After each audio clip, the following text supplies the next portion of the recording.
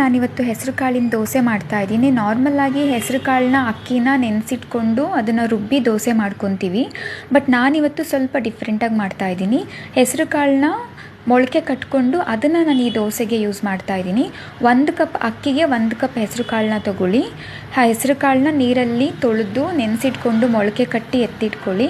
ಹಾಗೆ 1 ಕಪ್ ಅಕ್ಕಿನ ನೀರಲ್ಲಿ ನೆನೆಸಿಟ್ಕೊಳ್ಳಿ. ಒಂದು ಮಿಕ್ಸಿ ಜಾರ್ಗೆ ಒಂದು ಆನಿಯನ್ ಕಟ್ ಮಾಡಿ ನೆನೆಸಿಟ್ಕೊಂಡಿರೋ ಅಕ್ಕಿ ಮತ್ತು ಮೊಳಕೆ ಕಾಳನ್ನ ಹಾಕ್ಕೊಂಡು ನಾರ್ಮಲ್ ದೋಸೆ ಹಿಟ್ಟಿನ ಹದದಲ್ಲಿ ರುಬ್ಕೊಳ್ಳಿ. ಬಟ್ ಈ ದೋಸೆಗೆ ಹಿಟ್ಟು ಸ್ವಲ್ಪ ತೆಳ್ಳಗಿರಬೇಕು, ಹಂಗಾಗಿ ನೀರು ಸ್ವಲ್ಪ ಜಾಸ್ತಿ ಹಾಕ್ಕೊಳ್ಳಿ. ತುಂಬ ಜಾಸ್ತಿ ಅಲ್ಲ, ಸ್ವಲ್ಪ ಜಾಸ್ತಿ ಹಾಕ್ಕೊಂಡು ಹಿಟ್ಟನ್ನ ರೆಡಿ ಮಾಡ್ಕೊಳ್ಳಿ. ಎಷ್ಟು ಬೇಕು ರುಚಿಗೆ ತಕ್ಕಷ್ಟು ಉಪ್ಪನ್ನ ಹಾಕ್ಕೊಳ್ಳಿ. ಈ ದೋಸೆಯಿಂದ ಹೆಲ್ತ್ ಬೆನಿಫಿಟ್ಸ್ ತುಂಬಾ ಇದೆ. ಬಿಕಾಸ್ ಮೊಳಕೆ ಕಟ್ಟಿರೋದ್ರಿಂದ ಎಲ್ರಿಗೂ ಗೊತ್ತಿದೆ ಮೊಳಕೆ ಕಾಳು ತುಂಬ ಒಳ್ಳೆಯದು, ರಿಚ್ ಇನ್ ಪ್ರೋಟೀನ್ಸ್.